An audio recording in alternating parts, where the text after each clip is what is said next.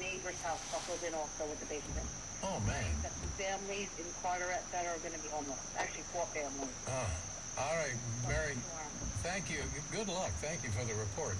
A lot of, things that you don't think about, or at least I hadn't thought about that are happening out here as a result of that. This can go on, too. After the hurricane has passed us by, the ground is still waterlogged.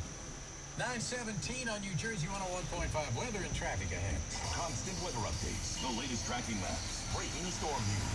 NJ1015.com has Irene covered. I was diagnosed with cancer, and